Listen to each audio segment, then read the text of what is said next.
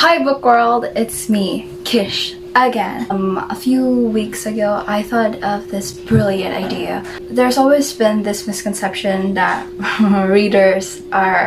book lovers are smart and intellectual, and readers read classics like Moby Dick, Pride and Prejudice, Frankenstein. There's probably a lot of classic readers, but majority of the readers don't really read those types of books, especially me. I don't know, I think I'm too dumb to read classics. My idea was, well, you probably already read the title. My idea was to emphasize on attempt to read only classics for a week. I'm tired of being a pretentious classic reader, and maybe it will contribute something to my writing skills. I repeat the same 30 words I use every single day, so you know what, maybe reading classics will have a good effect on me. And I want to read intellectual books. As I said, I don't want to be pretentious anymore. I don't want to be like, oh, Jane Austen, yeah, I love her. Sherlock Holmes, oh my god, Sherlock Holmes, I love Sherlock Holmes, yeah, So these are the books that I plan on reading for a week. At the end of the video, you will find out which of these books I have read. So, we have No Limitangere by Jose Rizal. My copy is in Tagalog version. It's written by Jose Rizal, a Filipino hero. Freddy Goes to Florida, The Adventures of Sherlock Holmes, Pride and Prejudice, of course, The Hobbit, and The Coral Island. I thought that I could read all this book within a week. I overestimated myself. At the end of the video, you will find out which books I have read from this selection. So let's start, shall we? So the first book I have read was Pride and Prejudice.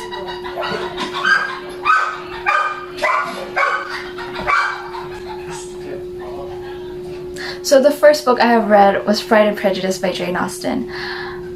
Based on my research, if you call it research, I practically just search for beginner's guide to reading classics, but let's just call it research to sound fancy and smart.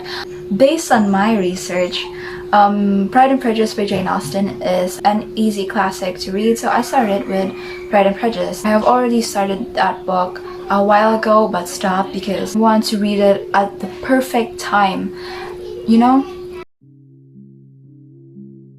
Pride and Prejudice is like the original Enemies to Lovers.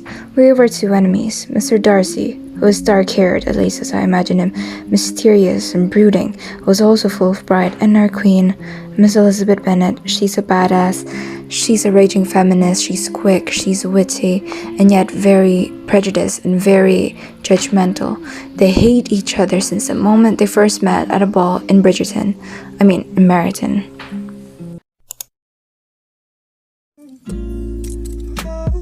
On day one, I woke up very early. At least for me, I woke up around 9.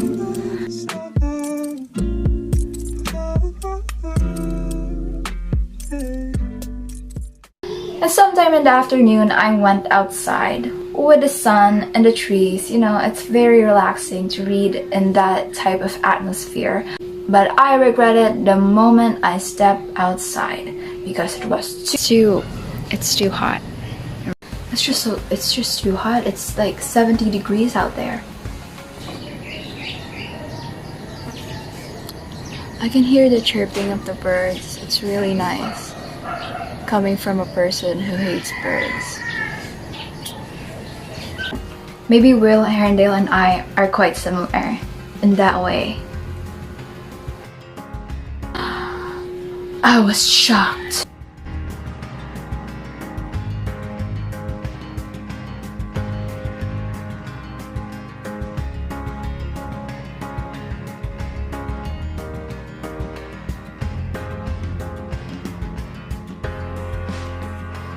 I then continued my reading inside because, as I said, it was 70 degrees out there and I prefer continuing my day without getting burned. As you can see, I'm constantly checking my phone. I'm not scrolling through TikTok. Trust me, okay? I was searching for the meanings of those words and then I list them down.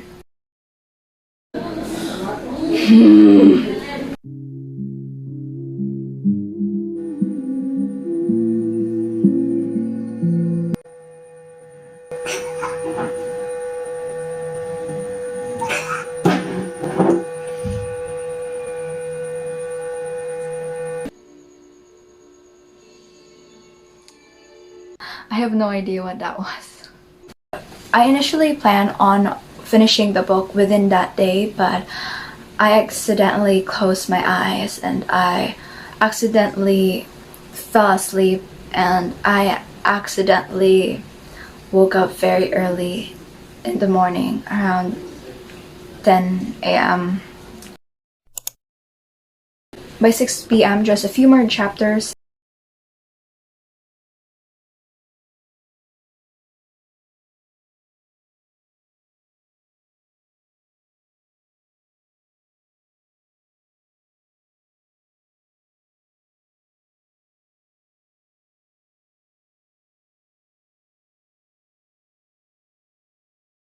At 10:30, I was done with the book.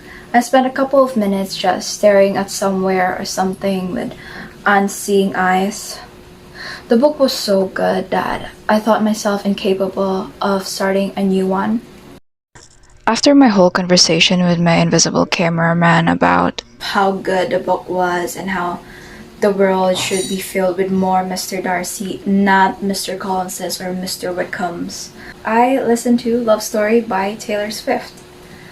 I don't know, I just think there's some connection between the book and the song. I don't know. Also, a few days after that, I sang that song on karaoke night.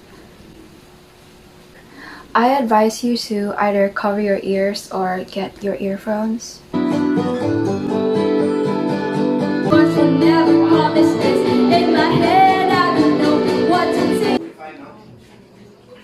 It's a love story.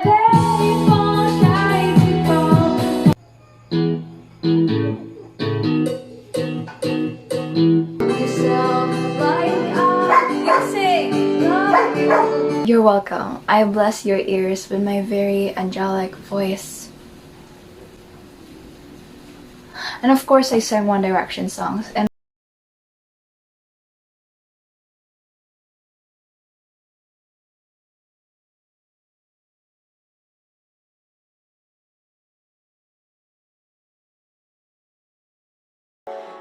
after my first book, I started reading my second book, The Coral Island by Arian Valentine, and got into 3 chapters in the book.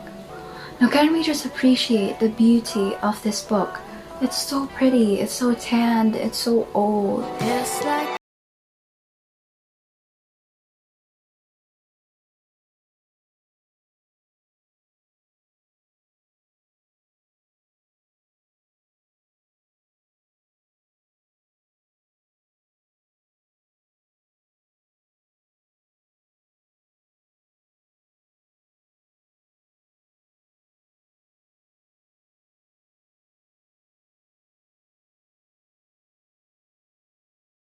I woke up very early, around 8 a.m., hoping I could read a great amount of pages. I really thought that I could finish The Coral Island within one day. I forgot the fact that I'm a very slow reader. Halfway through the day, I decided to read a different book, and that is Freddy Goes to Florida.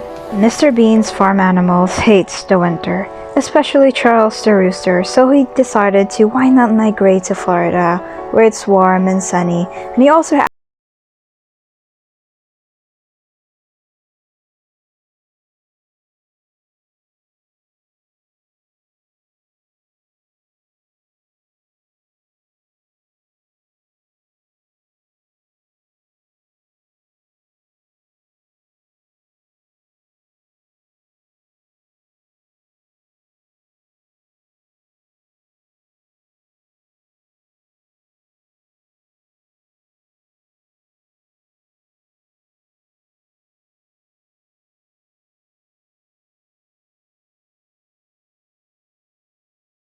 I have just finished this book, Freddy Goes to Florida. Oh my god, it's so cute, it's so adorable, it's heartfelt, it's heartwarming. I'm lost. I finished this today. It's a very easy read. It's for children. It's a children's book. I really love it. Like, at first I didn't think I would actually enjoy it because it's a children's book. It's about animals. It's all about animals, and I'm not really a big fan of animals. I'm not very fond of animals when they're alive, only when they're dead and ready to be eaten. That sounds dark. It's so cute, adorable, heartfelt, and innocent. And also, I have chickens outside. Yes, real life chickens outside. Just outside, they're probably already sleeping. Ironically, as much as I hate chickens, we do own a lot of chickens. I don't know why. And if you're interested on getting chickens, I would give it to you for free. Just tell me. I would give to you the chickens for free.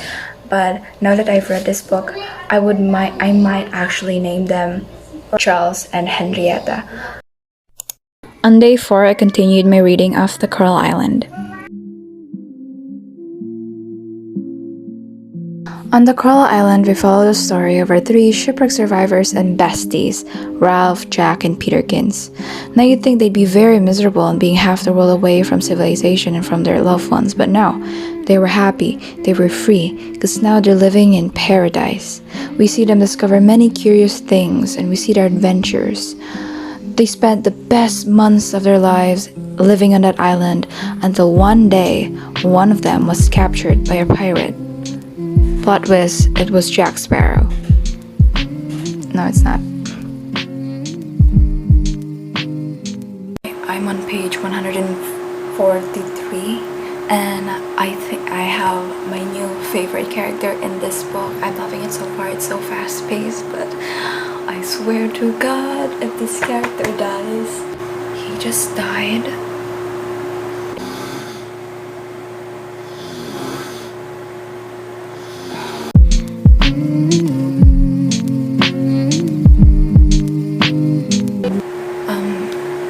It's 1:22 a.m. and I have finished this book. This will probably be my new comfort read. So yeah, it's 1:22 a.m. I am going to sleep now, or else my mom would commit homicide, and we don't like that. I really enjoy the book. It's very fast-paced, it's beautiful, there's so many adventures. I am disappointed, because it's very racist. I rated it 3.5 stars. Too bad. The next book I chose was The Hobbit. On day 5, I was so proud of myself because I made a lot of progress in the book. I read 5 pages. I know, I'm so ambitious and so productive, right?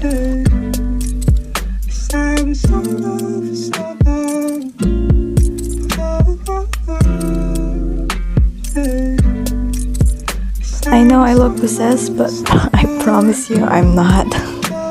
I normally read like that because I like reenacting the scenes and I'm a very dramatic reader.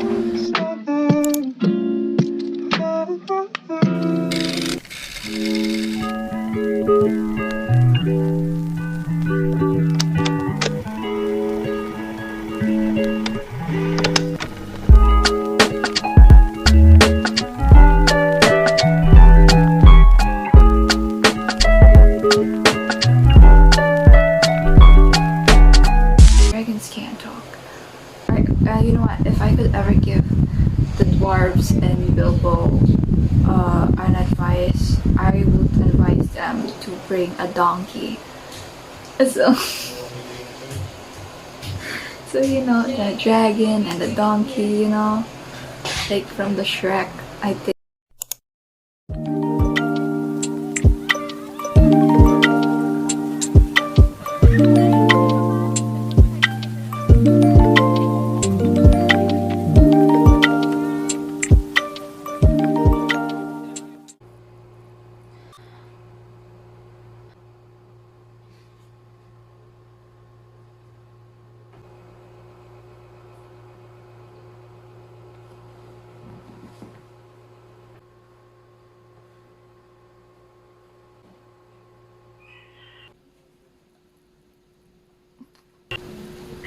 It's not even that sad. I just didn't expect it, but it wasn't that sad. As I said, I'm a very dramatic reader. I'm like the Edward Cullen of the Philippines. And my parents always scold me about how pale I am. But Mom, Dad, you're probably watching this, but the truth is, I'm a vampire. Rawr.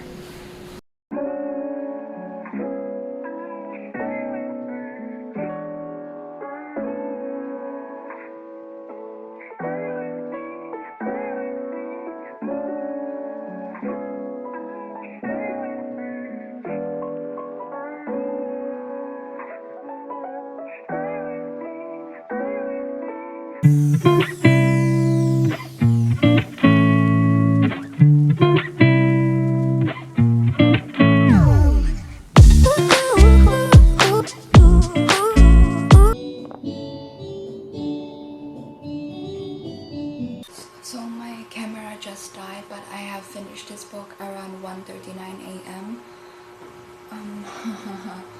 Oh my god, this book, I am lost for words. This book is just amazing. Instead of talking, I want nothing more than to stare at the ceiling for a long time and just think about this book. And I don't think I could sleep today because I have consumed I have consumed too many caffeine. Yeah, I have consumed too many caffeine, and this book, I would definitely, you see that, I am glitching. I can't even speak properly because of this book.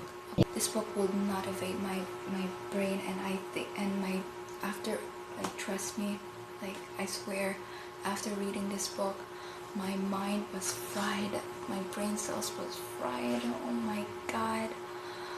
But still, yeah, I finished this book. It was amazing. It was beautifully written. It was beautifully written. That there was a part in that book that was just so beautifully written that I almost shed a tear. It was so amazing. I can't explain. It's so amazing. All you have to know is that this book was undeniably beautiful.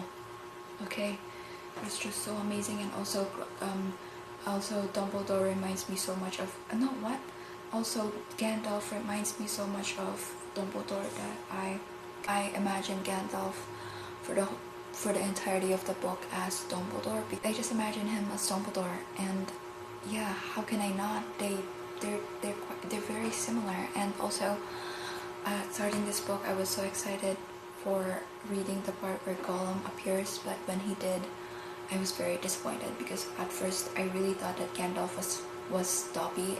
When I was a kid, I really thought that Dobby and Gollum were the same thing. And as I have read the book, the Harry Potter series a long time ago, I have realized that Dobby was a different person from Gollum. But even so, I thought that Gollum was a nice, sweet, and cute creature, but he wasn't. He was creepy. When I got to the part of the book, he was creepy, and I am scared AF.